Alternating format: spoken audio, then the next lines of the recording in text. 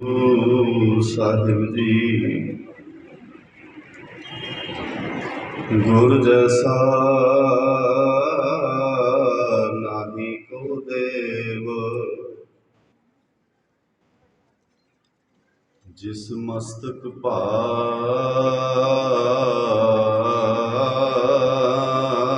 ਸੋ ਲਗਾ ਸੇਵ। ਬਲਿਹਾਰੀ ਗੁਰ ਆਪਣੇ ਦਿਵਹਾੜੀ ਸਦਵਾਰ, ਜਿਨ ਮਾਨਸ ਤੇ ਦੇਵਤੇ ਕੀਏ ਕਰਤ ਨ ਲਾਗੀ ਵਾਰ।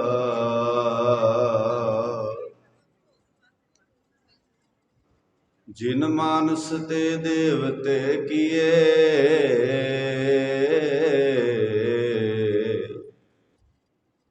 ਕਰਤ ਨ ਲਾਗੀ ਵਾਰ।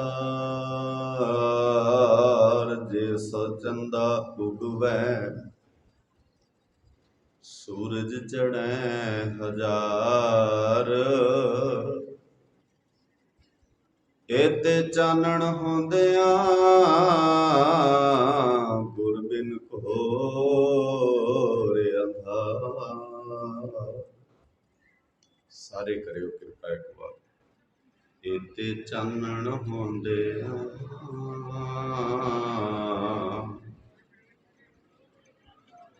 ਗੱਜ ਕੇ, ਏਤੇ ਚਾਨਣ ਹੁੰਦੇ ਗੁਰ ਬਿਨ ਘੋਰੇ, ਗੁਰ ਬਿਨ ਘੋਰ ਅੰਧਾਰ। ਗੁਰੂ ਬਿਨ ਸਮਝ ਨਾ ਆਵੈ, ਗੁਰ ਬਿਨ ਸੁਰਤ ਨ ਸਿਧ।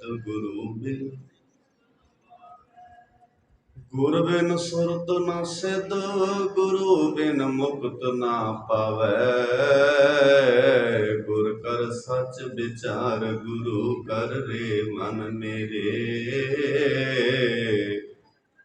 ਗੁਰ ਕਰ ਸ਼ਬਦ ਸਪੁੰਨ, ਅਗਨ ਕਟੈ ਸਭ ਤੇਰੇ। ਗੁਰ ਨੈਣ। ਧਿਆਨ ਨਾਲ ਬਾਣੀ ਬਹੁਤ ਧਿਆਨ ਮੰਗਦੀ ਹੈ।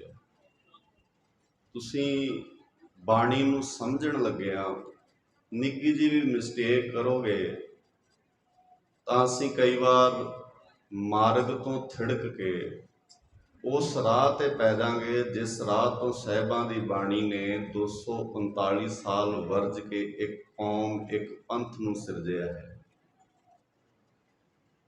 ਇਸ ਲਈ ਇਸ ਦਰਬਾਰ ਵਿੱਚ ਜਦੋਂ ਤੁਸੀਂ ਵੱਡੇ ਦੇ ਦਰਬਾਰ ਵਿੱਚ ਬਹਿੰਦੇ ਹੋ ਤਾਂ ਇੱਕ ਸਾਡੀ ਜ਼ਿੰਮੇਵਾਰੀ ਬਣ ਜਾਂਦੀ ਹੈ ਵੀ ਅਸੀਂ ਬਹੁਤ ਇਕਾਗਰ ਚਿੱਤ ਹੋ ਬੈਠੀਏ। ਮਹਾਰਾਜ ਨੇ ਕਿੱਡੇ ਪਿਆਰੇ ਬੋਲ ਵਰਤੇ ਨੇ। ਗੁਰੂ ਪਰਥਾਏ ਭੱਟ ਸਾਹਿਬਾਨ ਕਹਿੰਦੇ ਨੇ, ਗੁਰ ਨੈਣ ਬੈਣ ਗੁਰ ਗੁਰ ਕਰ। ਹੁਣ ਵੇਖੋ, ਗੁਰੂ ਸਾਹਿਬ ਕਹਿੰਦੇ ਅੱਖਾਂ ਨਾਲ ਵੀ ਗੁਰੂ ਗੁਰੂ ਕਰਿਆ ਕਰ। ਬੈਣ ਤੇ ਸਮਝ ਆਉਂਦਾ ਹੈ ਬੋਲਣ ਨਾਲ, ਹੁਣ ਅੱਖਾਂ ਨਾਲ ਗੁਰੂ ਗੁਰੂ ਕਿਵੇਂ ਕਰਨਾ ਹੈ, ਇਹ ਗੱਲ ਤੇ ਸਾਨੂੰ ਸਮਝਣੀ ਪਏਗੀ ਧਿਆਨ ਨਾਲ। ਤੇ ਜੇ ਬਾਣੀ 'ਚ ਲਿਖਿਆ ਵੀ ਅੱਖਾਂ ਨੇ ਵੀ ਗੁਰੂ ਗੁਰੂ ਕਰਨਾ, ਇਹਦਾ ਮਤਲਬ ਹੈ ਵੀ ਇਹ ਗੱਲ ਤਾਂ ਸੱਚ ਲਿਖੀ ਹੈ ਬਾਣੀ 'ਚ। ਐਸਾ ਤਾਂ ਕੁਝ ਲਿਖਿਆ ਨਹੀਂ ਹੈ ਜੋ ਸੱਚ ਨਹੀਂ ਹੋ ਸਕਦਾ। ਕੀ ਐਸਾ ਹੋਇਆ ਕਦੀ ਵੀ ਅੱਖਾਂ ਨਾਲ ਵੀ ਗੁਰੂ ਕਿਹਾ ਹੋਵੇ ਤੇ ਜ਼ੁਬਾਨ ਨਾਲ ਵੀ ਗੁਰੂ ਕਿਹਾ ਹੋਵੇ? ਈਵਨ ਇੱਥੋਂ ਤੱਕ ਜਦੋਂ ਤੁਸੀਂ ਇਤਿਹਾਸ ਪੜ੍ਹਨ ਜਾਓਗੇ ਨਾ, ਸਿੱਖ ਦਾ ਚੁੱਪ ਰਹਿਣਾ ਵੀ ਗੁਰੂ ਗੁਰੂ ਕਰਨਾ ਆ, ਸਿੱਖ ਦਾ ਬੋਲਣਾ ਵੀ ਗੁਰੂ ਗੁਰੂ ਕਰਨਾ, ਸਿੱਖ ਦਾ ਲੜਨਾ ਵੀ ਗੁਰੂ ਗੁਰੂ ਕਰਨਾ ਹੀ ਹੈ। ਅਸੀਂ ਜਿੰਨੀਆਂ ਕੁ ਜੰਗਾਂ ਲੜੀਆਂ ਨੇ ਅੱਜ ਤੱਕ, ਅਸੀਂ ਕੋਈ ਜੰਗ ਗੁਰੂ ਕਹਿਣ ਤੋਂ ਬਿਨਾਂ ਨਹੀਂ ਲੜੀ।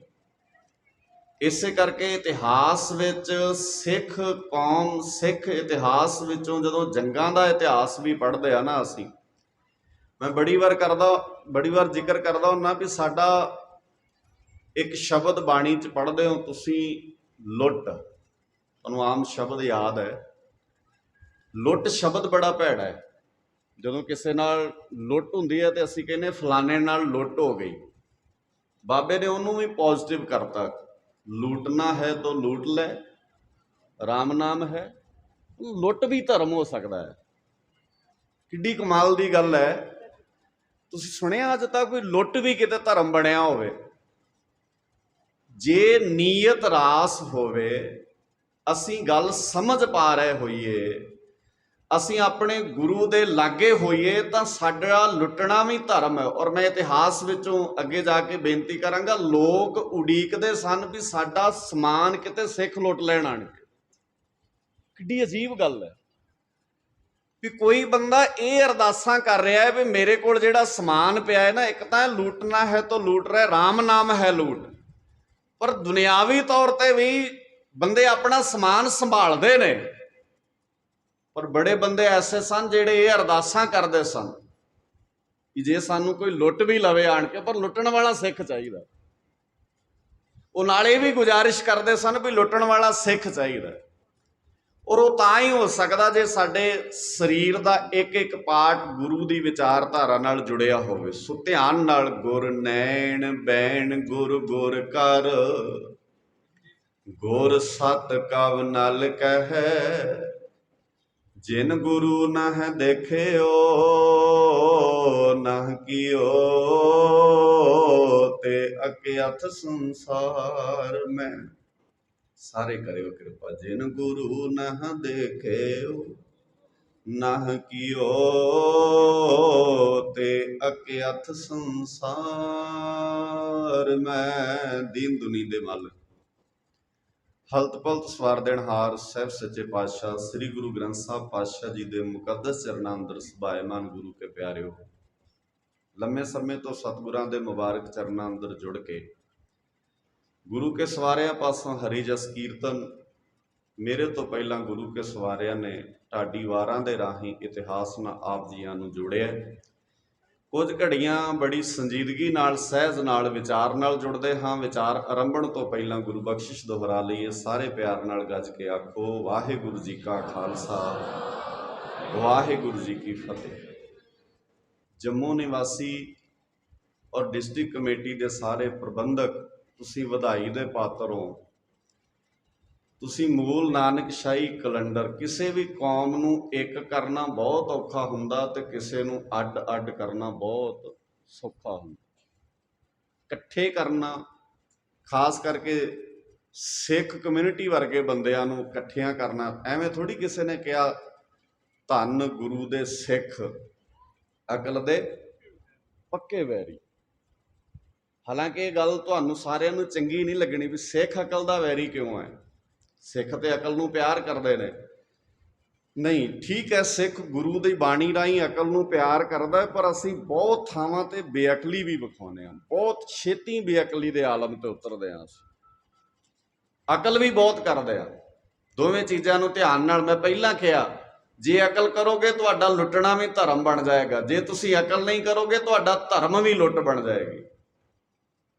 ਇੱਕ ਵੇਲਾ ਸੀ ਤੁਹਾਡਾ ਲੁੱਟਣਾ ਧਰਮ ਬਣਿਆ, ਇੱਕ ਵੇਲਾ ਆ ਗਿਆ ਤੁਹਾਡਾ ਧਰਮ ਵੀ ਲੁੱਟ ਬਣ ਗਈ ਹੈ। ਤਾਂ ਹੀ ਕਹਿਣਾ ਪੈਂਦਾ, ਕਿਉਂ ਕਹਿਣਾ ਪੈਂਦਾ ਵੀ ਅਸੀਂ ਪਾਟ ਗਏ ਆਪਸ ਵਿੱਚ। ਜਿੱਦਣ ਤੁਸੀਂ ਆਪਸ ਵਿੱਚ ਉਲਝ ਜਾਓਗੇ ਉਦਣ ਤੁਹਾਡੇ ਦੁਸ਼ਮਣ ਨੂੰ ਤੁਹਾਨੂੰ ਢਾਉਣਾ ਸੌਖਾ ਹੋ ਜਾਏਗਾ। ਔਰ ਉਸ ਬੜੇ ਚਿਰ ਤੋਂ ਤਾਣ ਲਾ ਕੇ ਬੈਠਾ ਵੀ ਕਿਤੇ ਤੇ ਉਲਝਣਗੇ ਨਾ ਬੰਦੇ, ਕਿਸੇ ਥਾਂ ਤੇ ਆਪਸ ਵਿੱਚ ਇਹਨਾਂ ਦੇ ਵਿੱਚ ਉਲਝਾ ਪੈਦਾ ਹੀ ਹੋਏਗਾ। ਤੁਸੀਂ ਵਧਾਈ ਦੇ ਪਾਤਰ ਹੋ। ਮੂਲ ਨਾਨਕਸ਼ਾਹੀ ਕੈਲੰਡਰ ਦੇ ਮੁਤਾਬਕ ਗੁਰੂ ਹਰਗੋਬਿੰਦ ਪਾਤਸ਼ਾਹ ਜੀ ਦਾ ਪ੍ਰਕਾਸ਼ ਪੁਰਬ ਮਨਾ ਰਹੇ ਹੋ।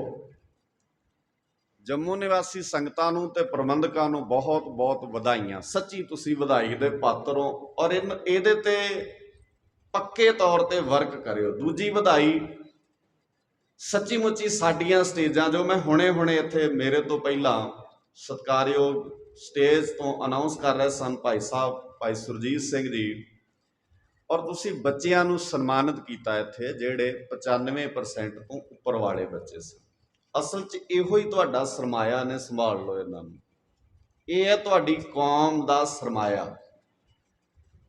ਜੇ ਇਹਨਾਂ ਨੂੰ ਸੰਭਾਲ ਲਓਗੇ ਤੇ ਕੁਝ ਨਹੀਂ ਹੋਇਆ ਸਾਡੀ ਕੌਮ ਨੂੰ। ਐਵੇਂ ਇੰਨਾ ਪਰੇਸ਼ਾਨ ਹੋਣ ਦੀ ਲੋੜ ਨਹੀਂ ਹੈ ਵੀ ਸਾਡੀ ਕੌਮ ਖਤਮ ਹੋ ਚੱਲੀ ਹੈ। ਖਤਮ ਨਹੀਂ ਹੁੰਦੇ ਅਸੀਂ ਕਿਤੇ ਵੀ। ਤੁਸੀਂ 1 ਸਾਲ ਪਹਿਲਾਂ ਵੇਖਿਆ ਹੀ ਹੈ ਨਾ, ਕਿਸਾਨੀ ਸੰਘਰਸ਼ ਵੇਲੇ ਜਿੱਦਣ ਤੁਸੀਂ ਇਕੱਠੇ ਹੋ ਜਾਓਗੇ, ਦੁਨੀਆ ਦੀ ਹਰ ਤਾਕਤ ਤੁਹਾਡੇ ਸਾਹਮਣੇ ਹੱਥ ਜੋੜ ਕੇ ਖੜ ਜਾਏਗੀ।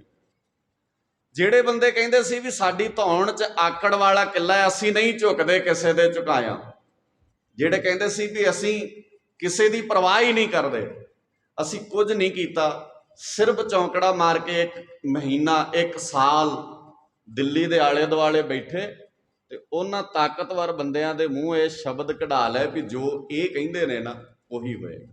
ਬਸ ਗੱਲ ਇੰਨੀ ਕੁ ਸੀ।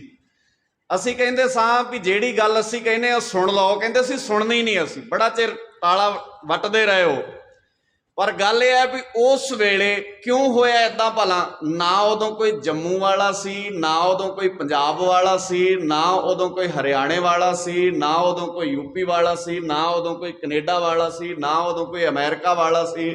ਉਦੋਂ ਸਾਰੇ ਦੇ ਸਾਰੇ ਕੀ ਸਨ? ਸਿੱਖ। ਸਾਰੇ ਦੇ ਸਾਰੇ ਕੀ ਸੀ? ਸਿੱਖ। ਤੇ ਸਿੱਖ ਕਹਿੰਦੇ ਸਨ ਵੀ ਹੁਣ ਗੱਲ ਸਾਡੀ ਹੋਂਦ ਦੀ ਹੈ, ਹੁਣ ਮਸਲਾ ਆ ਸਾਡੀ ਹੋਂਦ ਦਾ।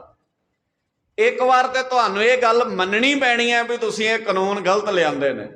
1 ਸਾਲ ਤੱਕ ਅੜੇ ਰਹੇ, ਅਖੀਰ 1 ਸਾਲ ਉਸੇ ਹੀ ਤਾਨਾਸ਼ਾਹ ਬੰਦੇ ਦੇ ਮੂੰਹ ਇਹ ਸ਼ਬਦ ਨਿਕਲੇ, ਮੈਂ ਸਾਰੇ ਕਾਨੂੰਨ ਵਾਪਸ ਲੈਣਾ। ਗੱਲ ਸਿਰਫ ਤੁਹਾਡੇ ਇੱਕ ਹੋਣ ਦੀ ਹੈ। ਜਿੱਦਣ ਇੱਕ ਹੋ ਜਾਓਗੇ, ਸਾਡਾ ਗ੍ਰੰਥ ਇੱਕ ਹੈ, ਸਾਡੀ ਮਰਿਆਦਾ ਇੱਕ ਹੈ, ਤੇ ਅੱਜ ਤੁਸੀਂ ਇਹ ਵੀ ਸ਼ੁਰੂਆਤ ਕੀਤੀ ਹੈ ਵੀ ਸਾਡਾ ਕੈਲੰਡਰ ਵੀ, ਬੋਲੋ ਗੱਜ ਕੇ ਇੱਕ ਵਾਰ, ਸਾਡਾ ਕੈਲੰਡਰ ਵੀ ਇੱਕ ਹੈ।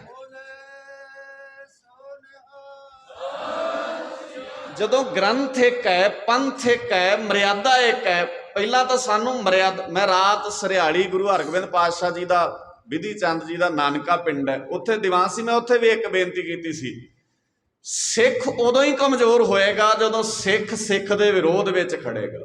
ਸਾਰੀ ਦੁਨੀਆ ਸਾਡੇ ਵਿਰੋਧ 'ਚ ਖੜ ਜਾਏ, ਕੋਈ ਪਰਵਾਹ ਨਹੀਂ। ਸਾਰੇ ਅੱਜ ਵੀ ਅਸੀਂ ਇੰਨੇ ਜੋਗੇ ਹਾਂ, ਅੱਜ ਵੀ ਸਾਡੇ 'ਚ ਇੰਨੀ ਸਮਰੱਥਾ ਹੈ, ਸਾਨੂੰ ਆਪਣੇ ਗੁਰੂ ਤੇ ਇੰਨਾ ਭਰੋਸਾ ਹੈ ਵੀ ਸਾਰੀ ਦੁਨੀਆ ਇੱਕ ਬੰਨੇ ਹੋਵੇ, ਪਰ ਸਿੱਖ ਸਾਰੇ ਇੱਕ ਬੰਨੇ ਚਾਹੀਦੇ ਨੇ। ਜੇ ਸਿੱਖ ਇੱਕ ਬੰਨੇ ਨੇ, ਅਸੀਂ ਸਾਰੀ ਦੁਨੀਆ ਦੀਆਂ ਗੋਡੜੀਆਂ ਲਵਾਉਣੀਆਂ ਜਾਣਦੇ ਆ। ਸਿੱਖ ਉਦੋਂ ਹਾਰੇਗਾ, ਇਹ ਸ਼ਬਦ ਹੀ ਪ੍ਰਚਲਿਤ ਨਹੀਂ ਹੋਣੇ ਚਾਹੀਦੇ ਸੀ, ਜੇ ਸਿੱਖ ਸਿੱਖ ਨੂੰ ਨਾ ਮਾਰੇ ਤੇ ਸਿੱਖ ਕਦੇ ਨਾ ਹਾਰੇ। ਇਹ ਸ਼ਬਦ ਪ੍ਰਚਲਿਤ ਹੋਣਾ ਹੀ ਆਪਣੇ ਆਪ ਵਿੱਚ ਇਹਦਾ ਮਤਲਬ ਸੀ ਵੀ ਸਿੱਖ ਸਿੱਖ ਦਾ ਵਿਰੋਧੀ ਹੋ ਗਿਆ। ਬਾਬਾ ਜਰਨੈਲ ਸਿੰਘ ਵਾਲੀ ਮੂਵਮੈਂਟ ਜਿਹੜੀ ਅਸੀਂ 1984 ਵਾਲਾ, ਕਈ ਉਹਨੂੰ ਕਾਲਾ ਦੌਰ ਕਹਿੰਦੇ ਨੇ, ਵੈਸੇ ਉਹ ਸੁਨਹਿਰੀ ਦੌਰ ਸੀ, ਉਹ ਕਾਲਾ ਦੌਰ ਨਹੀਂ ਸੀ। ਕਾਲਾ ਦੌਰ ਤੇ ਵਕਤ ਦੀਆਂ ਤਾਕਤਾਂ ਨੇ ਬਣਾਤਾ, ਜਿੱਥੇ ਨਿੱਕੇ ਜਿਹੇ ਬੱਚੇ ਤੋਂ ਲੈ ਕੇ 80 ਸਾਲ ਦੇ ਬਜ਼ੁਰਗ ਬੰਦੇ ਨੂੰ ਆਪਣੇ ਹੱਕਾਂ ਦਾ ਪਤਾ ਸੀ। ਉਹ ਕਾਲਾ ਦੌਰ ਕਿਵੇਂ ਹੋ ਸਕਦਾ? ਉਹ ਤਾਂ ਸੁਨਹਿਰੀ ਦੌਰ ਸੀ ਸਾਡੀ ਕੌਮ ਦਾ। ਹਰ ਇੱਕ ਵੀਰ, ਭੈਣ, ਬੱਚਾ, ਬਜ਼ੁਰਗ, ਨੌਜਵਾਨ ਸਾਰੇ ਹੀ ਸੁਚੇਤ ਸਨ। ਤੇ ਅਸੀਂ, ਮੈਂ ਇੰਨੀ ਕੀ ਬੇਨਤੀ ਤੁਹਾਡੇ ਚਰਨਾਂ 'ਚ ਕਰਨੀ ਹੈ ਵੀ ਸੁਚੇਤ ਹੋ ਕੇ ਆਪਣੀ ਕੌਮ ਨੂੰ ਇੱਕ ਪਲੇਟਫਾਰਮ ਤੇ ਲੈ ਆਓ। ਸਿੱਖ ਬਾਣੀ ਦੇ ਰਾਹੀਂ ਬਾਣੀ ਤੋਂ ਦੂਰ ਕੀਤਾ ਜਾਂਦਾ ਹੈ। ਇੱਕ ਨੁਕਤਾ ਸਮਝ ਲਿਓ, ਵਿਚਾਰ ਦਾ ਮਤਲਬ ਹੁੰਦਾ ਤੁਸੀਂ ਉਹਨਾਂ ਦੀਆਂ ਗਹਿਰਾਈਆਂ 'ਚ ਜਾਓ। ਗੁਰੂ ਹਰਗੋਬਿੰਦ ਪਾਤਸ਼ਾਹ ਜੀ ਦਾ ਪ੍ਰਕਾਸ਼ ਪੁਰਬ ਤੁਸੀਂ ਮਨਾ ਰਹੇ ਹੋ। ਗੁਰੂ ਹਰਗੋਬਿੰਦ ਪਾਤਸ਼ਾਹ ਜੀ ਦਾ ਜਨਮ ਹੁੰਦਾ ਹੈ 5 ਜੁਲਾਈ 1595 ਨੂੰ, ਗੁਰੂ ਕੀ ਵਡਾਲੀ ਮਾਤਾ ਗੰਗਾ ਜੀ ਦੀ ਕੁੱਖੋਂ ਗੁਰੂ ਅਰਜਨ ਸਾਹਿਬ ਪਾਤਸ਼ਾਹ ਜੀ ਦੇ ਘਰ ਮਹਾਰਾਜ ਸੱਚੇ ਪਾਤਸ਼ਾਹ ਜੀ ਦਾ ਜਨਮ ਹੋਇਆ। ਤੇ ਉਸ ਵੇਲੇ ਭਾਰਤ ਵਿੱਚ ਜਿਹੜੀ ਹਕੂਮਤ ਹੈ ਨਾ, ਜਹਾਂਗੀਰ ਦੀ ਹਕੂਮਤ ਹੈ, ਉਸ ਹਕੂਮਤ ਦਾ ਬਹੁਤਾ ਹਿੱਸਾ ਗੁਰੂ ਨਾਨਕ ਸਾਹਿਬ ਜੀ ਦਾ ਵਿਰੋਧੀ ਹੋ ਗਿਆ ਸੀ। ਬਹੁਤ ਸਾਰੇ ਬੰਦਿਆਂ ਨੇ ਸ਼ਿਕਾਇਤਾਂ ਕਰਨੀਆਂ ਸ਼ੁਰੂ ਕੀਤੀਆਂ ਤੇ ਅਖੀਰ ਇੱਥੋਂ ਤੱਕ ਹਾਲਾਤ ਬਣ ਗਏ ਵੀ ਗੁਰੂ ਅਰਜਨ ਸਾਹਿਬ ਪਾਤਸ਼ਾਹ ਜੀ ਨੂੰ ਬਿਨਾਂ ਕਸੂਰ ਦੇ, ਤਾਂ ਜਿਹੜੀ ਹਕੂਮਤ ਹੁੰਦੀ ਹੈ ਨਾ, ਜਿਹੜੀਆਂ ਸਰਕਾਰਾਂ ਹੁੰਦੀਆਂ ਨੇ, ਜੇ ਉਹਨਾਂ ਨੇ ਤੁਹਾਨੂੰ ਦੋਸ਼ੀ ਠਹਿਰਾਉਣਾ ਹੈ ਤੇ ਜ਼ਰੂਰੀ ਨਹੀਂ ਹੈ ਤੁਸੀਂ ਕੋਈ ਦੋਸ਼ ਕਰੋ, ਤੁਹਾਨੂੰ ਦੋਸ਼ ਤੋਂ ਰਹਿਤ ਵੀ ਦੋਸ਼ੀ ਠਹਿਰਾ ਦਿੰਦੇ ਨੇ, ਕਿਉਂਕਿ ਪਾਵਰ ਹੁੰਦੀ ਹੈ ਉਹਨਾਂ ਕੋਲ ਤਾਕਤ ਹੁੰਦੀ ਹੈ। ਤੇ ਕੋਈ ਗੱਲ ਨਹੀਂ, ਜੇ ਕੋਈ ਬੰਦਾ ਸਾਨੂੰ ਨਿਰਦੋਸ਼ੀਆਂ ਨੂੰ ਦੋਸ਼ ਠਹਿਰਾਉਂਦਾ ਹੈ ਦੋਸ਼ੀ, ਤੇ ਹੌਲੀ ਹੌਲੀ ਇਤਿਹਾਸ ਨੇ, ਵਕਤ ਨੇ ਉਹ ਸਾਰੀਆਂ ਗੱਲਾਂ ਕਲੀਅਰ ਕਰ ਦੇਣੀਆਂ ਹੁੰਦੀਆਂ ਨੇ। ਸਮੇਂ ਦਾ ਇੰਤਜ਼ਾਰ ਵੀ ਸਾਨੂੰ ਕਰਨਾ ਚਾਹੀਦਾ। ਸਮੇਂ ਨਾਲ ਸਾਰਾ ਕੁਝ, ਦੁੱਧ ਦਾ ਦੁੱਧ ਤੇ ਪਾਣੀ ਦਾ ਪਾਣੀ ਹੋ ਜਾਣਾ ਹੁੰਦਾ। ਮਹਾਰਾਜ ਸੱਚੇ ਪਾਤਸ਼ਾਹ ਜੀ ਦੇ ਜਿਹੜੇ ਦੌਰ ਸਨ ਉਸ ਵੇਲੇ ਦੇ, ਉਸ ਦੌਰ ਵਿੱਚ ਜਹਾਂਗੀਰ ਇੱਥੋਂ ਤੱਕ ਪਹੁੰਚ ਗਿਆ ਵੀ ਗੁਰੂ ਸਾਹਿਬ ਜੀ ਨੂੰ ਗ੍ਰਿਫਤਾਰ ਕਰ ਲਿਆ, ਗੁਰੂ ਅਰਜਨ ਸਾਹਿਬ ਪਾਤਸ਼ਾਹ ਜੀ ਨੂੰ। 3 ਐਲਾਨ ਹੋਏ ਸਨ ਸਰਕਾਰ ਵੱਲੋਂ।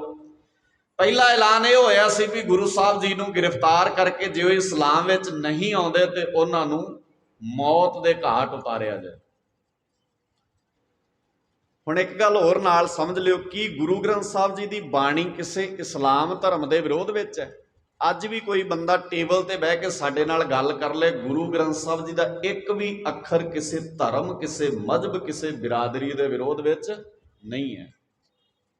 ਜਿੱਦਣ ਕੋਈ ਗੱਲ ਕਰਨ, ਅੱਜ ਕਰ ਲੈਣ, ਕੱਲ ਇੱਕ ਵੀ ਸ਼ਬਦ ਕੋਈ ਬੰਦਾ ਅੱਜ ਵੀ ਸਾਬਤ ਕਰ ਦੇ ਵੀ ਗੁਰੂ ਗ੍ਰੰਥ ਸਾਹਿਬ ਜੀ ਦਾ ਆਹ ਸ਼ਬਦ ਕਿਸੇ ਵਿਅਕਤੀ ਦੇ, ਕਿਸੇ ਬੰਦੇ ਦੇ ਵਿਰੋਧ ਵਿੱਚ ਹੈ, ਤੇ ਅਸੀਂ ਮੰਨ ਲਵਾਂਗੇ ਵੀ ਸਾਡੇ ਵਿੱਚ ਕਮੀ ਹੋ ਸਕਦੀ ਹੈ।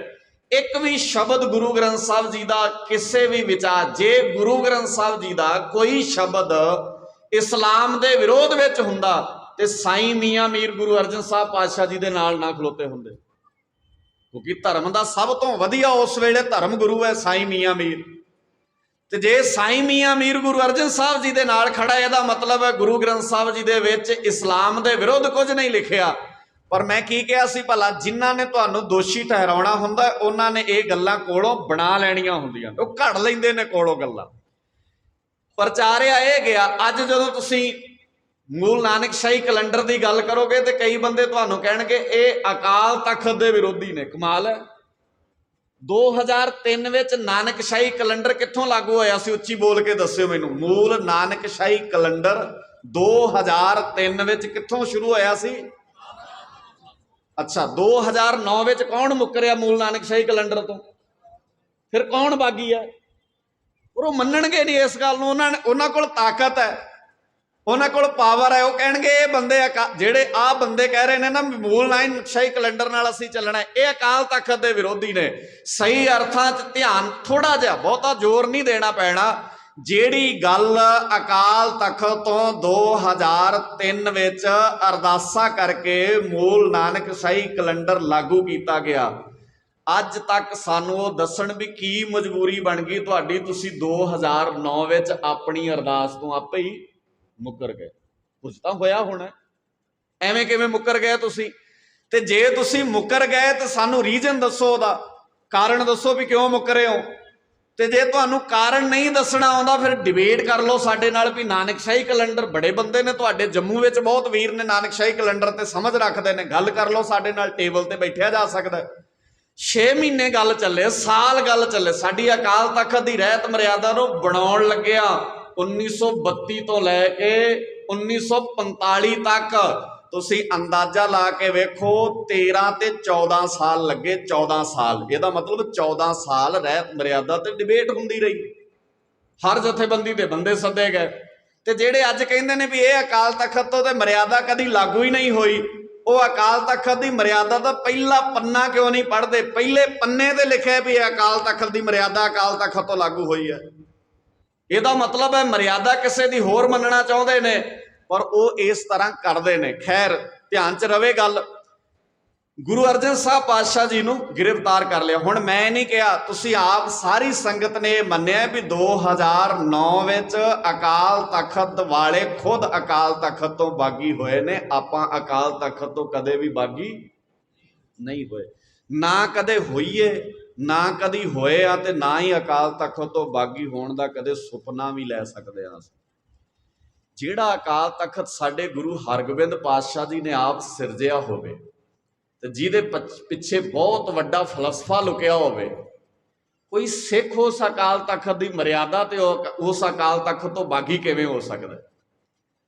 ਪਰ ਜਿਨ੍ਹਾਂ ਨੇ ਤੁਹਾਨੂੰ ਦੋਸ਼ੀ ਠਹਿਰਾਉਣਾ ਹੁੰਦਾ ਉਹ ਸਿੱਧਾ ਇਹ ਨਹੀਂ ਕਹਿਣਗੇ ਸਾਡੀ ਨਹੀਂ ਮੰਨਦੇ, ਉਹ ਕੀ ਕਹਿਣਗੇ? ਇਹ ਅਕਾਲ ਤਖਤ ਦੀ ਨਹੀਂ ਮੰਨਦੇ। ਕਿਉਂਕਿ ਜੇ ਕਹਿਣਗੇ ਸਾਡੀ ਨਹੀਂ ਮੰਨਦੇ ਫਿਰ ਤਾਂ ਕਲੀਅਰ ਹੋ ਜਾਏਗੀ ਗੱਲ, ਤੁਹਾਡੀ ਕਿਉਂ ਮੰਨੀਏ। ਇਸ ਕਰਕੇ ਉਹ ਗੱਲ ਨੂੰ ਵੱਡੀ ਬਣਾਉਂਦੇ ਨੇ ਵੀ ਇਹ ਅਕਾਲ ਤਖਤ ਦੀ ਨਹੀਂ ਮੰਨਦੇ। ਸਹੀ ਅਰਥਾਂ ਵਿੱਚ ਉਹ ਅੱਜ ਆਪ ਕਿਸੇ ਮਜਬੂਰੀ ਕਾਰਨ ਅਕਾਲ ਤਖਤ ਦੀ, ਗੱਜ ਕੇ ਬੋਲੋ, ਅੱਜ ਆਪ ਉਹ ਕਿਸੇ ਮਜਬੂਰੀ ਕਾਰਨ ਅਕਾਲ ਤਖਤ ਦੀ ਨਹੀਂ ਮੰਨਦੇ। ਮਜਬੂਰੀ ਪਤਾ ਨਹੀਂ ਕੀ ਹੈ, ਵੈਸੇ ਤਾਂ ਪਤਾ ਹੈ ਆਪਾਂ ਨੂੰ ਸਾਰਿਆਂ ਨੂੰ। ਮੈਂ ਉਸ ਬੰਨੇ ਬਹੁਤਾ ਜਾਣਾ ਨਹੀਂ ਚਾਹੁੰਦਾ। ਹੁਣ ਆਪਾਂ ਨੂੰ ਕਿਤੇ ਮਜਬੂਰੀ ਲੁਕੀ ਤਾਂ ਨਹੀਂ, ਮੈਂ ਉਸ ਡਿਟੇਲ ਤੁਸੀਂ ਵੀ ਸਾਰੇ ਹੀ ਜਾਣਦੇ, ਮੇਰੇ ਨਾਲੋਂ ਜ਼ਿਆਦਾ ਜਾਣਦੇ ਹੋ। ਮਜਬੂਰੀਆਂ ਨੇ ਚੌਧਰ ਦੀਆਂ, ਮਜਬੂਰੀਆਂ ਨੇ ਗੁਲਾਮੀ ਦੀਆਂ। ਗੁਲਾਮ ਬੰਦੇ ਸਿਰਫ ਹੱਥਾਂ 'ਚ ਹੱਥ ਕੜੀਆਂ ਤੇ ਪੈਰਾਂ 'ਚ ਬੇੜੀਆਂ ਪਾ ਕੇ ਨਹੀਂ ਹੁੰਦੇ। ਕਈ ਬੰਦਿਆਂ ਦੇ ਹੱਥਾਂ 'ਚ ਹੱਥ ਕੜੀਆਂ ਵੀ ਹੁੰਦੀਆਂ ਨੇ, ਪੈਰਾਂ 'ਚ ਬੇੜੀਆਂ ਵੀ ਹੁੰਦੀਆਂ ਨੇ, ਜਗਤਾਰ ਸਿੰਘ ਹਵਾਰੇ ਵਰਗੇ, ਪਰ ਫਿਰ ਵੀ ਆਜ਼ਾਦ ਹੁੰਦੇ ਨੇ। ਤੇ ਕਈਆਂ ਦੇ ਹੱਥਾਂ 'ਚ ਹੱਥ ਕੜੀਆਂ ਨਹੀਂ ਹੁੰਦੀਆਂ, ਪੈਰਾਂ 'ਚ ਬੇੜੀਆਂ ਨਹੀਂ ਹੁੰਦੀਆਂ, पर उन्होंने सोच मानसिकता जिहड़ी है ना वो गुलाम हो चुकी होंदी है। तो शरीर नूं आज़ाद करना बहुत सौखा है। शरीर का की है, हथ कड़ी लवा दो, पैरों चों बीड़ी खोल दो तो बंदा आज़ाद हो जाएगा। पर मानसिकता आज़ाद करनी सौखी थोड़ी पई है। ਜਿਹੜੇ ਬੰਦੇ ਗੁਲਾਮ ਹੋ ਜਾਂਦੇ ਨੇ ਉਹ ਤਾਂ ਸ਼ਰਾਬ ਦੀ ਗਲਾਸੀ ਦੇ ਇੰਨੇ ਗੁਲਾਮ ਹੋ ਜਾਂਦੇ ਨੇ, ਉਹਨਾਂ ਨੂੰ ਕਿਤੇ ਕਹੋ ਨਾ ਵੀ ਛੱਡ ਦੋ, ਕਹਿੰਦੇ ਨਾ ਨਾ ਇਹਦੇ ਨਾਲ ਤੇ ਜ਼ਿੰਦਗੀ ਹੈ ਮੇਰੀ। ਹੁਣ ਜਿਹੜਾ ਬੰਦਾ ਗੁਲਾਮ ਹੈ ਨਾ ਉਹਦੇ ਵਾਸਤੇ ਹੈ, ਜਿਹੜਾ ਗੁਲਾਮ ਨਹੀਂ ਉਹਦੇ ਵਾਸਤੇ ਕਿਹੜੀ ਗੱਲ। ਉਹ ਕਹਿੰਦਾ ਭਾਵੇਂ ਜਿੱਡੀ ਵੱਡੀ ਮਰਜ਼ੀ ਮੁਸੀਬਤ ਨਾਲ ਟਕਰਾ ਦਿਓ, ਮੈਂ ਤਾਂ ਤਿਆਰ ਹਾਂ ਲੜਨ ਵਾਸਤੇ। ਜਿਹੜਾ ਬੰਦਾ ਗੁਲਾਮ ਹੈ, ਜਿਹਨੇ ਗੁਲਾਮ ਹੋਣਾ ਹੈ ਨਾ, ਉਹਨੇ ਨਿੱਕੀ ਜਿਹੀ ਗੱਲ ਦਾ ਵੀ ਗੁਲਾਮ ਹੋ ਜਾਣਾ। इस करके गुलामी दे गल साडे जूड़े पै गए। वो गुलामी असी लाउण खातर जदोजहद कर रहे हैं, तो वह गुलामी लैनी है एक ग्रंथ की अगवाई विच आके, एक पंथ की अगवाई विच आके, एक मर्यादा की अगवाई विच आके। मैनू दस्सिओ दुनिया भर विच जिन्ने गुरुद्वारे ने, दुनिया भर च जिन्ने गुरुद्वारे ने, सारे गुरुद्वारियां च सवेरे ਕਿਹੜੀ ਬਾਣੀ पढ़ी जाती है? उच्ची बोल के पहली बाणी का नाम दस दो, उच्ची ਕਿਹੜੀ पढ़ी जाती है? जपजी साहब। दुनिया भर के सारे गुरुद्वारियां च सवेरे जपजी साहब पढ़ी जाती है। पर की दुनिया भर के सारे गुरुद्वारे जपजी साहब के हिसाब नाल चलते हैं? ये भी उच्ची बोल के दस्यो भला। नहीं चलते, बस इनू ही गुलामी कहते हैं। ਜਦੋਂ ਤੁਸੀਂ ਪੜ੍ਹਦਿਆਂ ਵੀ ਉਹਦੇ ਤੇ ਅਮਲ ਨਾ ਕਰ ਸਕੋ। ਹੁਣ ਥੋੜਾ ਜਿਹਾ ਉਹਦੇ ਚੋਂ ਸਮਝਦੇ ਆ। ਮੈਂ ਕੀ ਕਿਹਾ ਸੀ? ਗੁਰੂ ਵਰਗਾ ਕੋਈ ਹੋਰ ਨਹੀਂ, ਤੇ ਗੁਰੂ ਨਾਲ ਜੁੜੇ ਹੋਏ ਦਾ ਹਰ ਕਾਰਜ ਪਵਿੱਤਰ ਹੋ ਜਾਂਦਾ ਹੈ, ਹਰ ਕਾਰਜ ਪਵਿੱਤਰ ਹੋ ਜਾਏਗਾ। ਹੁਣ ਜਪਜੀ ਸਾਹਿਬ ਪੜ੍ਹਨ ਵਾਲੇ ਪੂਰੀ ਦੁਨੀਆ 'ਚ ਜਪਜੀ ਸਾਹਿਬ ਪੜ੍ਹਿਆ ਜਾ ਰਿਹਾ, ਤੇ ਇਹਦਾ ਮਤਲਬ ਹੈ ਸਾਰੀ ਦੁਨੀਆ 'ਚ ਜਿੱਥੇ ਜਿੱਥੇ ਵੀ ਸਿੱਖ ਬੈਠਾ ਵਾ, ਕੋਈ ਗੁਰਦੁਆਰੇ ਜਾਵੇ ਨਾ ਜਾਵੇ, ਗੁਰਦੁਆਰੇ ਆਵੇ ਨਾ ਆਵੇ, पर यह पढ़ रहा है गुरा एक दे बुझाई सबना जियां, गज के बोलियो सबना जियां सो मैं। पर यह गल मनते रहे ही नहीं आपां। साडे ते अपने अपने दाते ने, हर बंदे दा अपना दाता है इत्थे, ते अपने दाते दियां घोड़ियां गाउंदा है, गुरु दियां ते घोड़ियां भुल ही जांदियां ने सानू। असी गुरु दाता मन्निया कित्थे है? और बाबे ने शब्द वरते बड़े प्यारे। महाराज कहते गुरु पता किदां दा है? गुर दाता गुर हिवै घर, गुर दीपक ते हलोए, गुरु ठंड दा सुम है। तो मैनू दस्सिओ भला अजकल सिख ठंडे ज़्यादा रहिंदे ने कि तपे ज़्यादा रहिंदे ने? उच्ची बोल के दस दिओ माड़ा जिहा। गुरु ठंड दा सुम है ते सिख तपे पे ने, बस सड़े पे अंदरों। ये तो पता नहीं किवें। ताई मैं कहा सी ना, धन गुरु दे सिख। बोलो गज के। हुण मैं नहीं कहना, एक बार कहता सी मैं, धन गुरु दे सिख अकल दे पक्के वैरी। पर एक शब्द बड़ा प्यारा वरतिया उत्थे, कहंदे धन गुरु समरथ नाग वस कीते। गुरु किड्डा महान होना जिन्हें जहरी नाग कट्ठे कर लए कथा। किन्ना महान होएगा गुरु। हुण गुरु का अंदाजा लाउणा होवे ते ओहदे से जेड़े बंदे कट्ठे हो ही नहीं सकते, बाबे ने सारे एक थां ते कट्ठे करते। ते जिद्दण एक थां ते कट्ठे होए ना, फिर उदण सानू नहीं सी लगदा आ जिथे तुसी बैठे हो ये किहदी रियासत सी? कदी साडे सिखां दी, जिद्दण तुसी एक सी। अज तक गुरुद्वारा भी एक करना बहुत, असी सिखां दी रियासत विच बैठे आ। इत्थे हरी सिंह नलवे ने, हरी सिंह नलवे ने, श्याम सिंह अटारी होना ने, अकाली फूला सिंह होना ने राज भाग कायम कीते। अज नाम भुलाए जा रहे हैं साडी सुरत विचों हरी सिंह नलवे होना दे। अज साडे दिमाग विचों कढ़िया जा रहे श्याम सिंह अटारी, करतार सिंह सराभा। इन्हां दे नां कौन लैण दिंदा? असी गुरु दे राग भुल गए, गुरु दे रागां विच मस्त होना भुल गए। असी पता नहीं किहड़ियां किहड़ियां किस किस विचारधारा विच मस्त होना चाहुंदे हां।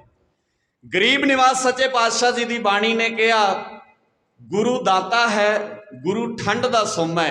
इस करके ठंड रखिया करो, हर थां ते ठंड रखिया करो, थोड़े जे ठंडे रहा करो। जिथे तत्ते होण दा वेला उत्थे तत्ते होइए, जिथे ठंडे होण दा वेला उत्थे दोवें चीज़ां ने ना। जे तवी ते बहना पवे ते असी ठंडे, ते जे फिर हाथ विच खंडा फड़ना पवे मैदाने जंग विच फिर असी तत्ते। ਅਸੀਂ ਦੋਵੇਂ ਤਰ੍ਹਾਂ ਦੇ ਹੀ। ਪਰ ਅੱਜ ਉਲਟਾ ਕੰਮ ਹੈ, ਜਿੱਥੇ ਤੱਤੇ ਹੋਣਾ ਹੁੰਦਾ ਉੱਥੇ ਅਸੀਂ ਹੋ ਜਾਂਦੇ ਆ ਠੰਡੇ, ਤੇ ਜਿੱਥੇ ਠੰਡੇ ਹੋਣਾ ਹੁੰਦਾ ਉੱਥੇ ਹੋ ਜਾਂਦੇ ਆ। ਤਾਂ ਹੀ ਲਿਖਿਆ ਨਾ ਬਾਣੀ 'ਚ, ਕਿੱਡੇ ਪਿਆਰੇ ਸ਼ਬਦ ਬਾਬਾ ਫਰੀਦ ਜੀ ਦੇ। ਕੌਣ ਸੁਣਦਾ? ਅਸੀਂ ਬਾਬਾ ਫਰੀਦ ਜੀ ਦੇ ਸ਼ਲੋਕ ਸੁਣੇ ਨੇ ਕਦੀ?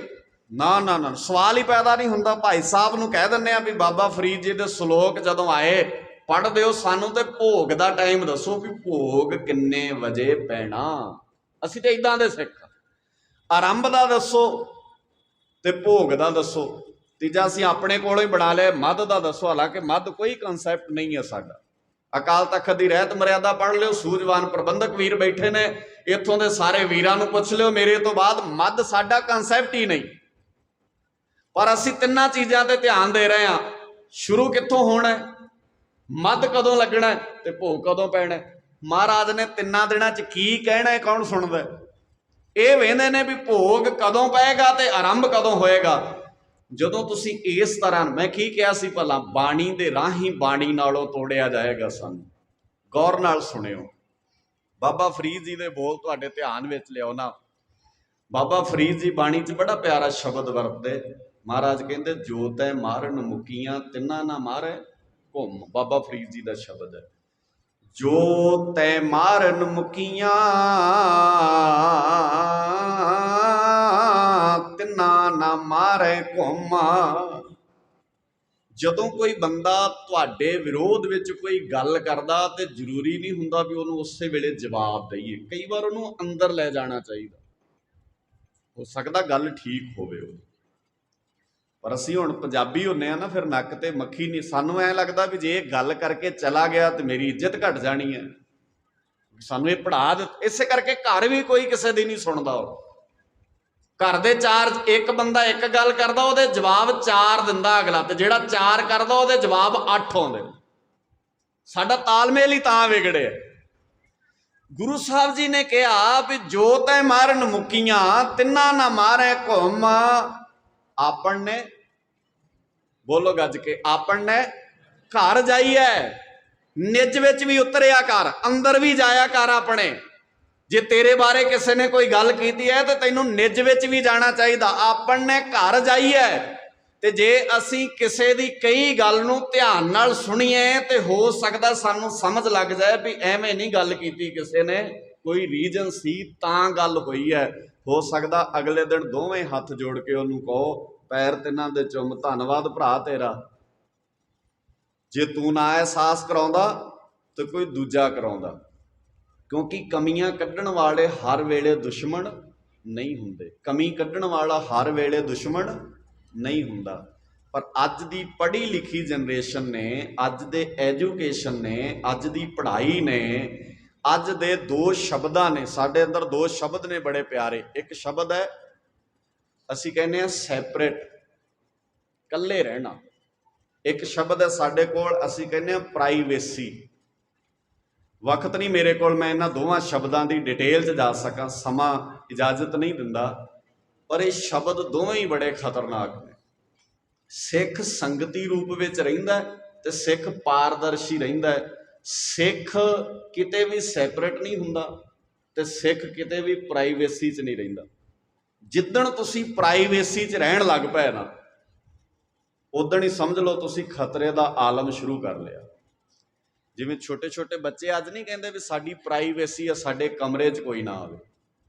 ਕਹਿੰਦੇ ਨੇ ਨਾ ਕਈ ਵਾਰ ਬੱਚੇ ਵੀ ਸਾਡੇ ਕਮਰੇ 'ਚ ਨਹੀਂ ਆਉਣਾ ਚਾਹੀਦਾ ਕੋਈ। ਹੁਣ ਸਿਆਣੇ ਕਮਰੇ 'ਚ ਜਾਂਦੇ ਨਹੀਂ, ਬੱਚਿਆਂ ਦੀ ਪ੍ਰਾਈਵੇਸੀ ਹੈ। ਹੌਲੀ ਹੌਲੀ ਹਾਲਾਤ ਇੱਦਾਂ ਦੇ ਬਣ ਜਾਂਦੇ ਨੇ, ਬਾਅਦ 'ਚ ਉਹ ਨਾ ਸਿਆਣੇ ਜਾਣ ਜੋਗੇ ਰਹਿੰਦੇ ਨੇ ਤੇ ਨਾ ਸਿਆਣੇ ਗੱਲ ਕਰਨ ਜੋਗੇ ਰਹਿੰਦੇ ਨੇ। ਵਿਗੜ ਗਈ ਨਾ ਪ੍ਰਾਈਵੇਸੀ ਕਰਕੇ ਕਹਾਣੀ। ਹੁਣ ਪ੍ਰਾਈਵੇਸੀ ਦਾ ਮਤਲਬ ਕੀ ਬਣਾਤਾ ਅਸੀਂ? ਤੇਰੀ ਕੋਈ ਪ੍ਰਾਈਵੇਸੀ। ਅੱਛਾ, ਮਾਂ ਤੇ ਧੀ ਦੀ ਕੀ ਪ੍ਰਾਈਵੇਸੀ ਹੁੰਦੀ ਹੈ ਭਲਾ? ਕੋਈ ਹੈ ਐਸਾ? ਕਿਹੜੀ ਗੱਲ ਹੈ ਜਿਹੜੀ ਧੀ ਮਾਂ ਤੋਂ ਲੁਕਾਉਂਦੀ ਹੈ? ਕਿਹੜੀ ਗੱਲ ਹੈ ਜਿਹੜੀ ਮਾਂ ਨੂੰ ਧੀ ਤੋਂ ਲੁਕਾਉਣੀ ਪੈਂਦੀ ਹੈ? ਤੇ ਜੇ ਧੀ ਨੂੰ ਮਾਂ ਤੋਂ ਹੀ ਪ੍ਰਾਈਵੇਸੀ ਰੱਖਣੀ ਪੈ ਜਾਏ ਤੇ ਅੰਦਾਜ਼ਾ ਲਾ ਲਓ ਵੀ ਗੱਲ ਖਤਰੇ ਵਾਲੀ ਹੈ। ਇਸ ਪ੍ਰਾਈਵੇਸੀ ਨੂੰ ਤੁਹਾਨੂੰ ਸਮਝਣਾ ਪੈਣਾ। ਜੇ ਪਿਓ ਨੂੰ ਪੁੱਤਰ ਇਹ ਕਹਿਣ ਲੱਗ ਪਏ ਵੀ ਬਾਪੂ ਮੇਰੇ ਕੰਮਾਂ 'ਚ ਦਖਲ ਅੰਦਾਜ਼ੀ ਨਾ ਕਰਿਆ ਕਰ, ਮੇਰੀ ਆਪਣੀ ਵੀ ਕੋਈ ਪ੍ਰਾਈਵੇਸੀ ਹੈ, ਤੇ ਬਾਪੂ ਉਸ ਵੇਲੇ ਪੁੱਤ ਦਾ ਖਹਿੜਾ ਨਾ ਛੱਡੀ, ਉਸ ਵੇਲੇ ਜ਼ਿੰਮੇਵਾਰ ਹੋ ਕੇ ਆਪਣੇ ਪੁੱਤ ਦੀ ਪ੍ਰਾਈਵੇਸੀ ਸਮਝ ਲਈ, ਨਹੀਂ ਤੇ ਇਸ ਪ੍ਰਾਈਵੇਸੀ ਨੇ ਤੈਨੂੰ ਚਾਰ ਬੰਦਿਆਂ 'ਚ ਖਲੋਣ ਜੋਗਾ ਨਹੀਂ ਛੱਡਣਾ। ਸਾਡੀ ਕੋਈ ਪ੍ਰਾਈਵੇਸੀ ਨਹੀਂ ਹੈ। ਸਾਡੀ ਕੀ ਹੈ, ਅਸੀਂ ਹਮੇਸ਼ਾ ਪਾਰਦਰਸ਼ੀ ਹੋ ਕੇ ਚੱਲਦੇ ਹਾਂ। ਅਸੀਂ ਸਿੱਖ ਪਾਰਦਰਸ਼ੀ ਹੈ ਹਮੇਸ਼ਾ। ਸਿੱਖ ਖੁੱਲੀ ਜੀ ਕਿਤਾਬ ਵਰਗਾ ਹੈ। ਗੁਰੂ ਹਰਗੋਬਿੰਦ ਪਾਤਸ਼ਾਹ ਜੀ ਦੇ ਵੇਲੇ ਗੁਰੂ ਅਰਜਨ ਸਿੱਖ ਪਾਰਦਰਸ਼ੀ ਹੈ, ਤਾਂ ਹੀ ਤੇ ਗੁਰੂ ਨਾਨਕ ਸਾਹਿਬ ਜੀ ਦਾ ਵਿਰੋਧ ਹੈ। ਪਾਰਦਰਸ਼ੀ ਕਿਉਂ ਹੈ? ਬਹੁਤ ਬੰਦੇ ਹੋਣਗੇ ਜਿਹੜੇ ਜਹਾਂਗੀਰ ਨੂੰ ਕਹਿੰਦੇ ਹੋਣੇ ਨੇ ਵੀ ਤੇਰੇ ਰਾਜ ਪ੍ਰਬੰਧ 'ਚ ਕਮੀਆਂ ਬੜੀਆਂ ਨੇ, ਕਹਿੰਦੇ ਹੋਣਗੇ ਨਾ ਜਹਾਂਗੀਰ ਨੂੰ। ਬੜੇ ਬੰਦੇ ਕਹਿੰਦੇ ਹੋਣਗੇ ਵੀ ਇਹਨੂੰ ਐ ਕਰ ਲਾ, ਇਹਨੂੰ ਐ ਕਰ ਲਾ। ਪਰ ਕੋਈ ਬੰਦਾ ਇਹ ਜੁਰਤ ਨਹੀਂ ਕਰਦਾ ਹੋਣਾ ਵੀ ਭਰੇ ਦਰਬਾਰ ਵਿੱਚ ਸ਼ੀਸ਼ਾ ਵਿਖਾ ਕੇ ਐ ਕਹਿ ਸਕੇ ਤਖਤ ਰਾਜਾ ਸੋ ਬਹਿ ਜੋ ਤਖਤ ਹੈ। ਇਹ ਜੁਰਤ ਨਹੀਂ ਸੀ ਕਿਸੇ। ਇਹ ਕਿਹਨੇ ਕੀਤੀ ਜੁਰਤ? ਗੁਰੂ ਅਰਜਨ ਸਾਹਿਬ ਪਾਤਸ਼ਾਹ ਜੀ ਨੇ। ਬੜੇ ਬੰਦੇ ਬਾਬਰ ਨੂੰ ਕਹਿੰਦੇ ਹੋਣੇ ਨੇ, ਬਾਬਰ ਆ ਇਦਾਂ ਨਾ ਕਰਿਆ ਕਰ, ਥੋੜਾ ਜਿਹਾ ਇਹਨੂੰ ਠੀਕ ਕਰ ਲਾ, ਬੰਦੇ ਤੇਰੇ ਵਿਰੋਧ ਹੁੰਦਾ ਹੀ ਨਹੀਂ ਨਾ। ਨਿਕਟਵਰਤੀ ਬੰਦੇ ਸਲਾਹਾਂ ਦਿੰਦੇ ਨੇ ਸਾਰੇ, ਪਰ ਦਿੰਦੇ ਨੇ ਬੰਦ ਕਮਰਿਆਂ 'ਚ। ਗੁਰੂ ਨਾਨਕ ਸਾਹਿਬ ਜੀ ਦੇ ਘਰ ਨੇ ਉਸੇ ਬਾਬਰ ਨੂੰ ਜਾਬਰ ਕਿਹਾ ਤੇ ਬਾਣੀ 'ਚ ਸ਼ਬਦ ਲਿਖਤੇ ਮਹਾਰਾਜ ਸੱਚੇ ਪਾਤਸ਼ਾਹ ਜੀ ਨੇ। ਕੀ ਲਿਖਿਆ? ਰਾਜੇਸ਼ੀ, ਗੱਜ ਕੇ ਬੋਲੋ, ਰਾਜੇਸ਼ੀ ਮੁਕੱਦਮ ਕੁੱਤੇ। ਤੇ ਮੇਰੇ ਵਰਗਾ ਬੰਦਾ ਜਦੋਂ ਕੋਈ ਪ੍ਰਮਾਣ ਪੜ੍ਹ ਦਿੰਦਾ ਨਾ, ਇਹ ਰਾਜੇਸ਼ੀ ਮੁਕੱਦਮ ਕੁੱਤੇ, ਤੇ ਕਈ ਬੰਦੇ ਕਹਿੰਦੇ ਗੁਰਦੁਆਰੇ ਸਾਨੂੰ ਰਾਜਨੀਤੀ, ਬੋਲੋ ਗੱਜ ਕੇ, ਗੁਰਦੁਆਰੇ ਰਾਜਨੀਤੀ। ਫਿਰ ਗੁਰੂ ਅਰਜਨ ਸਾਹਿਬ ਜਹਾਂਗੀਰ ਦੀ ਗੱਲ ਕਿਵੇਂ ਹੋ ਸਕਦੀ ਹੈ ਬਿਨਾਂ ਰਾਜਨੀਤੀ ਤੋਂ? ਤੁਸੀਂ ਦੱਸ ਦਿਓ। ਗੁਰੂ ਹਰਗੋਬਿੰਦ ਪਾਤਸ਼ਾਹ ਜੀ ਦੀ ਗੱਲ ਕਰ ਸਕਦੇ ਆ ਬਿਨਾਂ ਰਾਜਨੀਤੀ ਤੋਂ? ਸਵਾਲ ਹੀ ਪੈਦਾ ਨਹੀਂ ਹੁੰਦਾ।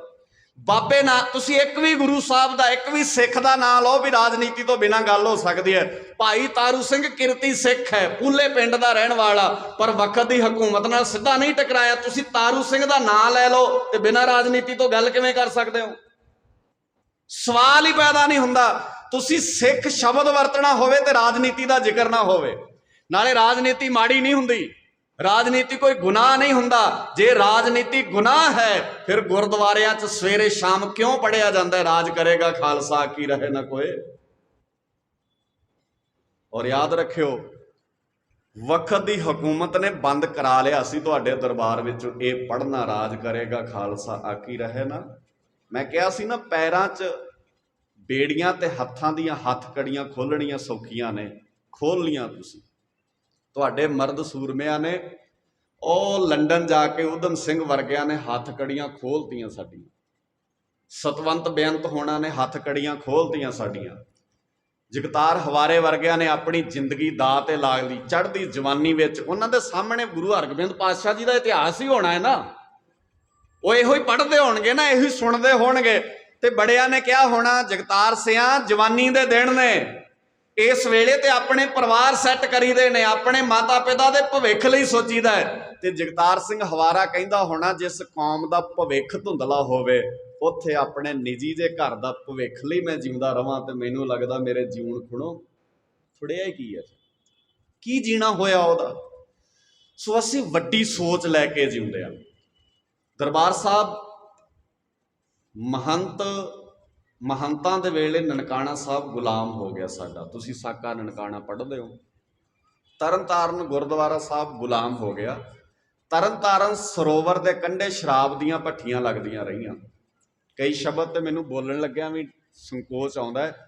ਜੋ ਕੁਝ ਤਰਨ ਤਾਰਨ ਸਰੋਵਰ ਦੇ ਕੰਢੇ ਹੋਇਆ, ਮੇਰੀ ਜ਼ੁਬਾਨ ਆਗਿਆ ਨਹੀਂ ਦਿੰਦੀ ਕਿ ਮੈਂ ਆਪਣੀਆਂ ਭੈਣਾਂ, ਆਪਣੀਆਂ ਬੱਚੀਆਂ, ਆਪਣੀਆਂ ਮਾਤਾਵਾਂ ਵਿੱਚ ਉਹ ਸ਼ਬਦ ਬੋਲ ਕੇ ਦੱਸ ਸਕਾਂ। ਬਹੁਤ ਕੁਝ ਵਾਪਰਿਆ, ਪਰ ਸਿੱਖ ਜਿਉਂਦੇ ਸਨ ਉਸ ਵੇਲੇ। ਸਾਡੇ 'ਚ ਅਣਖ ਤੇ ਗੈਰਤ ਨਾਂ ਦੀ ਚੀਜ਼ ਜਿਉਂਦੀ ਸੀ।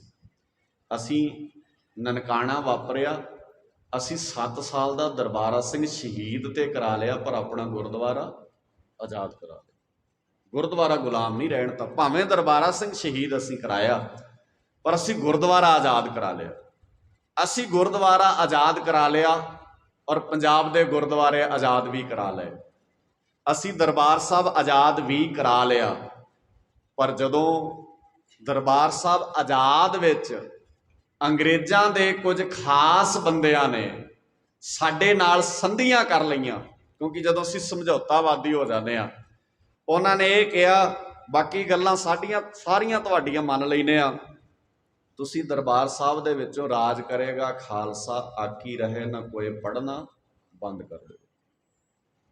ਤੁਹਾਡੇ 'ਚ ਸਿਆਣੇ ਸੂਝਵਾਨ ਵੀਰ ਬੈਠੇ ਹੋ, ਪਤਾ ਨਹੀਂ ਤੁਸੀਂ ਕਿੰਨੇ ਕੁ ਇਸ ਗੱਲ ਨਾਲ ਸਹਿਮਤ ਹੋਣਾ ਹੈ, ਪਰ ਗੋਰਿਆਂ ਦੇ ਵੇਲੇ ਸਾਡੇ ਦਰਬਾਰ ਸਾਹਿਬ ਦੇ ਵਿੱਚ ਰਾਜ ਕਰੇਗਾ ਖਾਲਸਾ ਪੜ੍ਹਨਾ ਬੰਦ ਹੋਇਆ ਸੀ, ਅਜੇ ਤੱਕ ਸ਼ੁਰੂ ਨਹੀਂ ਕਰ ਸਕੇ ਸੀ।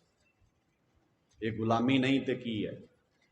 ਅੱਛਾ, ਲੌਜਿਕ ਹੈ ਇੱਕ, ਉਹ ਵੀਰ ਲੌਜਿਕ ਦਿੰਦੇ ਨੇ ਸਾਡੇ ਪ੍ਰਬੰਧਕ ਵੀਰ, ਕਹਿੰਦੇ ਨੇ ਦਰਬਾਰ ਸਾਹਿਬ ਸ਼ਾਂਤੀ ਦਾ ਪ੍ਰਤੀਕ ਹੈ ਤੇ ਅਕਾਲ ਤਖਤ ਤੇ ਜਕਾਰਾ ਛੱਡਿਆ ਜਾਂਦਾ। ਇਹਦਾ ਮਤਲਬ ਹੈ ਅਕਾਲ ਤਖਤ ਕਾਹਦਾ ਪ੍ਰਤੀਕ ਹੈ? ਫਿਰ ਉੱਚੀ ਬੋਲ ਕੇ ਦੱਸੋ ਜੀ, ਦਰਬਾਰ ਸਾਹਿਬ ਸ਼ਾਂਤੀ ਦਾ ਪ੍ਰਤੀਕ ਹੈ ਤੇ ਅਕਾਲ ਤਖਤ ਬੋਲੋ ਸਿੰਪਲ ਹੈ ਅਸ਼ਾਂਤੀ ਦਾ। ਤੇ ਜੇ ਗੌਰਮੈਂਟਾਂ ਨੇ ਤੁਹਾਡੇ ਹੀ ਸ਼ਬਦ ਰਿਕਾਰਡ ਕਰ ਲਏ ਵੀ ਤੁਸੀਂ ਆਪ ਹੀ ਕਹਿੰਦੇ ਹੋ ਅਸ਼ਾਂਤੀ ਦਾ ਪ੍ਰਤੀਕ ਹੈ, ਤੇ ਇੰਦਰਾ ਕਹਿੰਦੀ ਸੀ ਇੱਥੋਂ ਅਸ਼ਾਂਤੀ ਫੈਲਦੀ ਹੈ, ਮੈਂ ਹਮਲਾ ਹੀ ਤਾਂ ਕੀਤਾ। ਤੁਸੀਂ ਸੋਚਿਆ ਕਦੀ ਧਿਆਨ ਨਾਲ ਵੀ ਅਗਲੇ ਖੜੇ ਕਿੱਥੇ ਕਰ ਲੈਣਗੇ ਲਿਆਣ ਕੇ ਤੁਹਾਨੂੰ? ਤੁਹਾਡੇ ਤੇ ਆਪਣੇ ਸ਼ਬਦ ਰਿਕਾਰਡ ਹੋ ਜਾਣੇ ਨੇ, ਤੁਹਾਡੇ ਆਪਣੇ ਦਸਤਾਵੇਜ਼ ਬਣ ਜਾਣੇ ਨੇ, ਤੁਸੀਂ ਆਪ ਗਵਾਹੀਆਂ ਦੇ ਦੇਣੀਆਂ ਨੇ ਵੀ ਸਾਡਾ ਅਕਾਲ ਤਖਤ ਸ਼ਾਂਤੀ ਦਾ ਪ੍ਰਤੀਕ ਹੈ। ਨਹੀਂ ਭਾਈ, ਅਸੀਂ ਹੱਥ ਵਿੱਚ ਸ੍ਰੀ ਸਾਹਿਬ ਵੀ ਫੜਦੇ ਹਾਂ ਉਦੋਂ ਜਦੋਂ ਚੂਕਾਰ ਜਾਂ ਹਮਾ ਹੀਲ ਤੇ, ਜਦੋਂ ਹਰ ਹੀਲਾ ਵਰਤ ਕੇ ਅਗਲਾ ਸਿਰੋਂ ਪਾਣੀ ਲੰਘ ਜਾਏ, ਅਸੀਂ ਸ੍ਰੀ ਸਾਹਿਬ ਨਹੀਂ ਫੜਦੇ ਹੱਥ ਵਿੱਚ। ਅਸੀਂ ਤਤੀਆਂ ਤਵੀਆਂ ਤੇ ਬਹਿ ਕੇ ਚੌਂਕੜੇ ਲਾਉਨੇ ਆ। ਅਸੀਂ ਆਪਣੇ ਸਿੱਖਾਂ ਨੂੰ ਚੌਂਕ ਵਿੱਚ ਬਿਠਾ ਕੇ ਉਹਨਾਂ ਦੇ ਸਿਰ ਤੇ ਆਰਾ ਚੱਲਦਾ ਹੈ, ਕੋਈ ਸਾਡੇ ਗੁਰੂ ਦਾ ਸੀਸ ਲਾ ਦਿੰਦਾ ਹੈ, ਫਿਰ ਅਸੀਂ ਆਪਣੇ ਹੱਥ ਵਿੱਚ ਸ੍ਰੀ ਸਾਹਿਬ ਫੜਦੇ ਹਾਂ, ਫਿਰ ਅਸੀਂ ਵੰਗਾਰ ਕੇ ਕਹਿੰਦੇ ਹਾਂ ਵੀ ਨਿਕਲ ਬਾਹਰ ਮਰਦ ਸੂਰਮੇ ਆ ਜੋ, ਤੇ ਹੁਣ ਵੇਖੀਏ ਤੁਹਾਡੀ ਤਾਕਤ ਕਿੰਨੀ ਹੈ। ਇਸ ਲਈ ਗੱਲਾਂ ਨੂੰ ਗੰਭੀਰਤਾ ਨਾਲ ਲਿਆ ਕਰੋ। ਸਮਾਗਮ ਮਨਾਉਣ ਦਾ ਮਤਲਬ ਸਿਰਫ ਇਕੱਠੇ ਹੋਣਾ, ਇਕੱਠੇ ਹੋ ਕੇ ਗੱਲਾਂ ਸੁਣ ਲੈਣੀਆਂ, ਪ੍ਰਸ਼ਾਦਾ ਪਾਣੀ ਛਕ ਲੈਣਾ। ਪ੍ਰਬੰਧਕ ਵਿਚਾਰੇ, ਮੈਂ ਹਰ ਥਾਂ ਤੇ ਕਹਿੰਦਾ ਵੀ ਪ੍ਰਬੰਧਕ ਜਦੋਂ ਕੋਈ ਪ੍ਰੋਗਰਾਮ ਉਲੀਕਦੇ ਨੇ ਨਾ, ਉਹਦੇ ਤੋਂ 2 ਮਹੀਨੇ ਪਹਿਲਾਂ ਉਹਨਾਂ ਨੂੰ ਨੀਂਦ ਨਹੀਂ ਆਉਂਦੀ ਤੇ 1 ਮਹੀਨਾ ਬਾਅਦ 'ਚ ਨੀਂਦ ਨਹੀਂ ਆਉਣ ਦਿੰਦੇ ਤੁਸੀਂ, ਕਿਉਂਕਿ ਕਮੀਆਂ ਕੱਢਣ 'ਚ ਤੇ ਆਪਾਂ ਸਾਰੇ ਹੀ ਮਾਰ ਆ ਵੀ ਐਂ ਕਿਉਂ ਨਹੀਂ ਕੀਤਾ, ਤੁਸੀਂ ਏਦਾਂ ਕਰਨਾ ਚਾਹੀਦਾ ਸੀ ਤੁਹਾਨੂੰ। ਅਸੀਂ ਤਾਂ ਸਟੇਜ ਤੇ ਮੇਰੇ ਵਰਗੇ ਬੰਦੇ ਜਿਹਨੇ ਮੈਨੇਜ ਕਰਨਾ ਹੈ ਨਾ, ਉਹਦੇ ਵਾਸਤੇ 5 ਮਿੰਟ ਮੈਨੇਜ ਕਰਨੇ ਵੀ ਇੰਨਾ ਉਹਨੂੰ ਹੀ ਪਤਾ ਹੈ ਉਹਨੇ ਕਿਵੇਂ ਮੈਨੇਜ ਕਰਨਾ। ਸਾਡੇ ਵਰਗਾ ਕਹਿੰਦਾ ਲੋ 5 ਮਿੰਟਾਂ ਦੀ ਕਿਹੜੀ ਗੱਲ ਹੈ? ਜੇ ਹਰ ਬੰਦਾ ਹੀ 5-5 10-10 ਮਿੰਟ ਤੁਸੀਂ ਸਟੇਜ ਦਾ ਮਾਹੌਲ ਵਿਗਾੜਨ ਲੱਗ ਜਾਓ ਤੇ ਪ੍ਰਬੰਧਕ ਕੀ ਕਰਨਗੇ? ਸੋ ਇਸ ਲਈ ਇਹ ਸਾਰੀਆਂ ਚੀਜ਼ਾਂ ਬੜੀ ਸੰਜੀਦਗੀ ਨਾਲ ਵਾਚਣ ਵਾਲੀਆਂ ਹੁੰਦੀਆਂ ਨੇ। ਤੁਸੀਂ ਬਹੁਤ ਗੰਭੀਰਤਾ ਨਾਲ ਇਹਨਾਂ ਸਾਰੀਆਂ ਚੀਜ਼ਾਂ ਨੂੰ ਲੈਣਾ ਹੁੰਦਾ ਹੈ। ਗੁਰੂ ਅਰਜਨ ਸਾਹਿਬ ਪਾਤਸ਼ਾਹ ਜੀ ਦੀ ਸ਼ਹਾਦਤ ਹੁੰਦੀ ਹੈ 11 ਸਾਲ, ਜਿਹੜੀ ਗੱਲ ਮੈਂ ਤੁਹਾਡੇ ਨਾਲ ਕਰਨੀ ਚਾਹੁੰਦਾ ਸੀ, 11 ਸਾਲ ਦੀ 1606 ਵਿੱਚ ਗੁਰੂ ਸਾਹਿਬ ਜੀ ਸ਼ਹਾਦਤ ਦਾ ਜਾਮ ਪੀਂਦੇ ਨੇ। 95 ਚ ਸਤਿਗੁਰੂ ਜੀ ਦਾ ਜਨਮ ਹੁੰਦਾ ਹੈ ਤੇ 6 ਵਿੱਚ ਕਿੰਨੀ ਉਮਰ ਬਣਦੀ ਸੀ? 11 ਸਾਲ। ਕੁਝ ਬੰਦੇ ਨਾ ਸਾਡੇ ਮਨਾਂ 'ਚ ਇੱਕ ਸ਼ੰਕਾ ਪੈਦਾ ਕਰਦੇ ਨੇ, ਉਹ ਕਹਿੰਦੇ ਨੇ ਗੁਰੂ ਅਰਜਨ ਸਾਹਿਬ ਪਾਤਸ਼ਾਹ ਤੋਂ ਬਾਅਦ ਗੱਦੀ ਘਰ ਵਿੱਚ ਕਿਉਂ ਰਹੀ? ਬਾਅਦ ਵਿੱਚ ਗੁਰੂ ਸਾਹਿਬ ਨੇ ਗੱਦੀ ਘਰੋਂ ਬਾਹਰ ਨਹੀਂ ਦਿੱਤੀ। ਤੇ ਕਈਆਂ ਨੂੰ ਉਹਦੀ ਵਿਆਖਿਆ ਫਿਰ ਐਂ ਕਰਦੇ ਨੇ ਵੀ ਕਿਤੇ ਜਾ ਕੇ ਤੇ ਗੁਰੂ ਸਾਹਿਬ ਜੀ ਨੂੰ ਵੀ ਗੱਦੀ ਨਾਲ ਮੋਹ ਜਾਗ ਹੀ ਗਿਆ ਨਾ। ਵਿਆਖਿਆ ਹਰ ਬੰਦੇ ਦੀ ਆਪਣੀ, ਉਹ ਜਿੱਦਾਂ ਦੀ ਮਰਜ਼ੀ ਕਰ ਸਕਦਾ। ਹੁਣ ਇਹ ਗੱਲ ਧਿਆਨ ਨਾਲ ਸਮਝ ਲਿਓ, 11 ਸਾਲ ਦੀ ਉਮਰ ਹੈ ਗੁਰੂ ਹਰਗੋਬਿੰਦ ਪਾਤਸ਼ਾਹ ਜੀ ਦੀ, ਤੇ ਗੁਰੂ ਸਾਹਿਬ ਜਦੋਂ ਗੁਰਤਾ ਗੱਦੀ ਤੇ ਬੈਠੇ ਨੇ, ਉਦੋਂ ਸਰਕਾਰ ਨੇ ਐਲਾਨ ਕੀਤਾ ਹੋਇਆ ਹੈ ਵੀ ਗੁਰੂ ਸਾਹਿਬ ਜੀ ਦੇ ਪਰਿਵਾਰ ਨੂੰ ਗ੍ਰਿਫਤਾਰ ਕੀਤਾ ਜਾਏ ਤੇ ਗੁਰੂ ਸਾਹਿਬ ਜੀ ਦੀ ਜਾਇਦਾਦ ਕੁੜਕ ਕੀਤੀ ਜਾਏ। ਪੂਰਨ ਤੌਰ ਤੇ ਜਾਇਦਾਦ ਤੇ ਪਾਬੰਦੀ ਲੱਗੀ।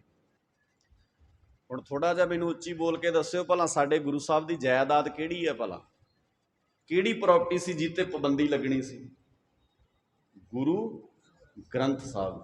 ਹੋਰ ਤੇ ਕੋਈ ਜਾਇਦਾਦ ਨਹੀਂ। ਜ਼ਮੀਨ ਦਾ ਟੁਕੜਾ ਥੋੜੀ ਗੁਰੂ ਸਾਹਿਬ ਜੀ ਮੱਲੀ ਬੈਠੇ ਨੇ। ਕਰਤਾਰਪੁਰ ਤੇ ਮਾਲਕ ਨੇ ਆਪ ਛੱਡਤਾ, ਗਠੂਰ ਸਾਹਿਬ ਬੈਠ ਕੇ ਆੜ ਕੇ। ਮਹਾਰਾਜ ਸੱਚੇ ਪਾਤਸ਼ਾਹ ਜੀ ਨੇ ਆਨੰਦਪੁਰ ਦਾ ਕਿਲਾ ਤੇ ਆਪ ਛੱਡਿਆ ਸੀ। ਕਿਹੜੀ ਜਾਇਦਾਦ ਬਦਲੇ? ਇਸ ਜਾਇਦਾਦ ਆ ਪ੍ਰਾਪਰਟੀ ਹੈ ਨਾ ਜਿਹੜੀ ਤੁਹਾਡੇ ਕੋਲ, ਔਰ ਇਹ ਪ੍ਰਾਪਰਟੀ ਇਦਾਂ ਦੀ ਹੈ, ਇਹਦੇ ਮੁਕਾਬਲੇ ਤੇ ਦੁਨੀਆ ਤੇ ਕੋਈ ਪ੍ਰਾਪਰਟੀ ਨਹੀਂ। ਇਹਦੇ 'ਚ ਕੱਲੀ ਕੱਲੀ ਗੱਲ ਯੂਨੀਵਰਸਲ ਪੱਧਰ ਤੇ ਲਿਖੀ ਹੈ, ਸੰਸਾਰ ਲੈਵਲ ਦੀ ਲਿਖੀ ਹੈ।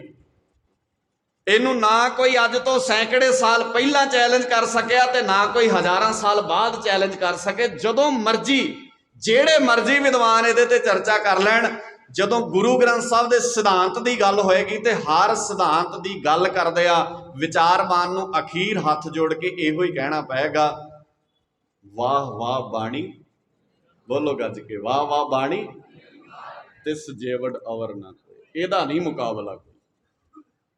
ਹਾਂ, ਜੇ ਨਹੀਂ ਸਮਾਦ ਹੋਏਗਾ ਫਿਰ ਭਾਵੇਂ 100 ਗੱਲਾਂ ਕਰ ਲੈ ਕੋਈ।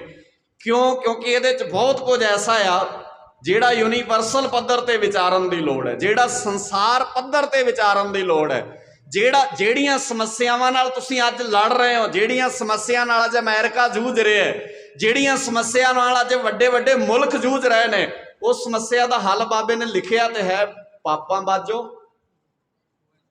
ਲੜਾਈਆਂ ਕਾਹਦੀਆਂ ਨੇ ਅੱਜ ਦੁਨੀਆ ਭਰ 'ਚ ਭਲਾ? ਮਾਇਆ ਦੀਆਂ, ਵੱਧ ਜ਼ਮੀਨ ਮੱਲਣ ਦੀਆਂ, ਤਕੜੀ ਫੌਜ ਰੱਖਣ ਦੀਆਂ, ਆਪਣੀ ਕਰੰਸੀ ਨੂੰ ਦੂਜੀ ਕਰੰਸੀ ਤੋਂ ਅੱਗੇ ਖੜਨ ਦੀਆਂ। ਤੇ ਬਾਬੇ ਨੇ ਕਿਹਾ ਪਾਪ ਤੋਂ ਬਿਨਾਂ ਹੋਣੀਆਂ ਹੀ ਨਹੀਂ ਗੱਲਾਂ। ਪਾਪਾਂ ਬਾਝੋ ਹੋਵੇ ਨਾ ਹੀ। ਤੇ ਜਿਹੜੇ ਤੁਸੀਂ ਪਾਪ ਕਰ ਰਹੇ ਹੋ ਵੀ ਇਹਨੂੰ ਇਕੱਠੇ ਕਰ ਲਈਏ, ਆਪਣੇ ਮੁਲਕ ਦਾ ਲੈਵਲ ਵਧਾ ਲਈਏ, ਯਾਦ ਰੱਖਿਓ ਜਿੱਦਣ ਤੁਸੀਂ ਮਰ ਗਏ ਮੋਇਆ ਤੁਹਾਡੇ ਨਾਲ ਤੇ ਦੋ ਕੌਡੀਆਂ ਨਹੀਂ ਜਾਣੀਆਂ। ਇਹਦਾ ਮਤਲਬ ਇਹ ਹੋਇਆ ਤੁਸੀਂ ਤਾਂ ਉਹ ਗ੍ਰੰਥ ਲਈ ਬੈਠੇ ਹੋ ਜਿਹੜਾ ਸਾਰੇ ਸੰਸਾਰ ਦੀ ਸਮੱਸਿਆ ਦਾ ਹੱਲ ਲਈ ਬੈਠਾ ਹੈ, ਤੇ ਸਿੱਖ ਨੇ ਅਜੇ ਆਪਣੇ ਘਰ ਦੀ ਸਮੱਸਿਆ ਦਾ ਹੱਲ ਹੀ ਨਹੀਂ ਲੱਭਿਆ। ਸਾਡੇ ਤੋਂ ਤੇ 4 ਜੀਆਂ ਦੀ ਸਮੱਸਿਆ ਦਾ ਹੱਲ ਨਹੀਂ ਮਿਲਿਆ। ਬਹੁਤ ਕੁਝ ਐਸਾ ਆ ਜਿਹੜਾ ਤੁਹਾਨੂੰ ਧਿਆਨ ਨਾਲ ਵਿਚਾਰਨਾ ਪੈਣਾ ਹੈ। 11 ਸਾਲ ਦੀ ਉਮਰ ਵਿੱਚ ਸਤਿਗੁਰੂ ਜੀ ਗੁਰਤਾ ਗੱਦੀ ਤੇ ਬੈਠੇ, ਹਾਲਾਤ ਇਹੋ ਜਿਹੇ ਸਨ, ਉਸ ਵੇਲੇ ਸਿਰ ਧੜ ਦੀ ਬਾਜੀ ਲੱਗਣੀ ਸੀ। ਗੁਰਤਾ ਗੱਦੀ ਤੇ ਬਹਿਣ ਦਾ ਮਤਲਬ ਸੀ ਕੰਡਿਆਂ ਦਾ ਤਾਜ ਸਿਰ ਤੇ ਰੱਖਣਾ। ਉਸ ਵੇਲੇ ਗੱਦੀ ਤੇ ਬਹਿਣ ਦਾ ਮਤਲਬ ਸੀ ਮੌਤ ਨੂੰ ਸਿੱਧਾ ਵੰਗਾਰ ਕੇ ਉਹਦੀਆਂ ਅੱਖਾਂ 'ਚ ਅੱਖਾਂ ਪਾਉਣੀਆਂ। ਮੇਰੇ ਗੁਰੂ ਅਰਜਨ ਸਾਹਿਬ ਪਾਤਸ਼ਾਹ ਨਹੀਂ ਚਾਹੁੰਦੇ ਸੀ ਵੀ ਅੱਜ ਜਿੱਦਣ ਗੁਰੂ ਨਾਨਕ ਦੀ ਗੱਦੀ ਦਾ ਮੁਕਾਬਲਾ ਸਿੱਧਾ ਮੌਤ ਨਾਲ ਹੋਇਆ, ਉਦਣ ਕਿਸੇ ਦੂਜੇ ਨੂੰ ਗੁਰਤਾ ਗੱਦੀ ਦੇ ਕੇ ਤੇ ਇਤਿਹਾਸ ਵਿੱਚ ਇਹ ਵਿਊ ਛੱਡ ਦਿੱਤਾ ਜਾਏ ਵੀ ਜਿੱਦਣ ਮੁਸੀਬਤ ਬਣੀ ਉਦਣ ਕਿਸੇ ਦੂਜੇ ਨੂੰ ਗੱਦੀ ਤੇ ਬਿਠਾਤਾ। ਗੁਰੂ ਨੇ ਆਪਣੇ ਪੁੱਤ ਅੱਗੇ ਕੀਤੇ, ਆਪਣੇ ਪੋਤਰੇ ਅੱਗੇ ਕੀਤੇ, ਆਪਣੇ ਪੜਪੋਤਰੇ ਅੱਗੇ ਕੀਤੇ। ਜਿਵੇਂ ਆਮ ਗੱਲ ਪਤਾ ਕੀ ਸੀ, ਨੀ ਕਿਹਦੀ ਚੱਲ ਰਹੀ ਸੀ ਭਲਾ? ਪੰਥ ਵਸੈ, ਬੋਲੋ ਗੱਜ ਕੇ, ਪੰਥ ਵਸੈ ਮੈਂ ਉਜੜਾ, ਮਨ ਚਾਹੋ ਘਨੇਰਾ। ਇਹ ਚਾਹ ਪੈਦਾ ਕਰਨਾ ਸੀ ਇਸ ਵਾਲੇ। ਕੋਈ ਇਹ ਨਹੀਂ ਸਿਰਫ ਇਤਿਹਾਸ ਦੀ ਇੱਕ ਲੜੀ, ਇੱਕ ਕੌਮ ਸਿਰਜੀ ਜਾ ਰਹੀ ਹੈ, ਕੌਮ ਦਾ ਇਤਿਹਾਸ ਸਿਰਜਿਆ ਜਾ ਰਿਹਾ ਹੈ, ਇੱਕ ਦੁਨੀਆ ਦੇ ਨਕਸ਼ੇ ਤੇ ਕੌਮ ਤਿਆਰ ਹੋ ਰਹੀ ਹੈ ਜਿਹਦਾ ਮੁਕਾਬਲਾ ਪੂਰੇ ਸੰਸਾਰ ਪੱਧਰ ਤੇ ਹੋਣ ਵਾਲਾ ਹੈ। ਪਰ ਕੀ ਪਤਾ ਸੀ ਗੁਰੂ ਹਰਗੋਬਿੰਦ ਪਾਤਸ਼ਾਹ ਜੀ ਨੂੰ ਉਹ ਕਿਵੇਂ ਹੋ ਸਕਦਾ ਹੈ? ਇੱਕ ਬੇਨਤੀ ਕਰਕੇ ਮੈਂ ਸਮਾਪਤੀ ਕਰਦਾ, ਵਕਤ ਆਗਿਆ ਨਹੀਂ ਦਿੰਦਾ। ਕਿਵੇਂ ਹੋਏਗਾ? ਬਹੁਤ ਬੰਦੇ ਚਰਚਾ ਕਰਦੇ ਨੇ, ਤੁਸੀਂ ਕਹਿਣਾ ਭਾਈ ਸਾਹਿਬ ਤੁਸੀਂ ਵੀ ਬਹੁਤ ਗੱਲਾਂ ਕੀਤੀਆਂ, ਪਰ ਇਹਦਾ ਹੱਲ ਕੀ ਹੈ? ਇੱਕ ਹੱਲ ਇਹਦਾ ਗੁਰੂ ਹਰਗੋਬਿੰਦ ਪਾਤਸ਼ਾਹ ਜੀ ਦੇ ਜੀਵਨ 'ਚ ਪਿਆ ਹੈ। ਮਹਾਰਾਜ ਗੁਰੂ ਹਰਗੋਬਿੰਦ ਪਾਤਸ਼ਾਹ ਨੂੰ ਸੰਗਤਾਂ ਇਕੱਠੀਆਂ ਹੋ ਕੇ ਦੂਰ ਦੁਰਾਡੇ ਮਿਲਣ ਆਉਂਦੀਆਂ ਸੀ। ਤੁਸੀਂ ਇਤਿਹਾਸ ਸੁਣਿਆ, ਮੈਂ ਸਿਰਫ ਇੱਕ ਘਟਨਾ ਸਾਂਝੀ ਕਰਨੀ ਹੈ। ਸਿੱਖ ਇਕੱਠੇ ਹੋ ਕੇ ਗੁਰੂ ਸਾਹਿਬ ਜੀ ਨੂੰ ਮਿਲਣ ਜਾ ਰਹੇ ਨੇ ਤੇ ਰਸਤੇ 'ਚ ਜਿੱਥੇ ਪੜਾਅ ਕੀਤਾ ਨਾ ਸਿੱਖਾਂ ਨੇ, ਉਸ ਜਗ੍ਹਾ ਤੇ ਰਾਤ ਇੱਕ ਸਿੱਖ ਨੂੰ ਖੰਘ ਛਿੜ ਗਈ। ਖੰਘ ਦਾ ਉੱਥੂ ਆਉਣ ਲੱਗ ਪਿਆ ਤੇ ਜਿੰਨੀ ਸੰਗਤ ਸੀ ਨਾ ਉਹਨਾਂ 'ਚੋਂ ਆਵਾਜ਼ ਮਾਰ ਕੇ ਕਿਸੇ ਨੇ ਪੁੱਛਿਆ ਵੀ ਕਿਸੇ ਕੋਲ ਸ਼ਹਿਦ ਹੈਗਾ?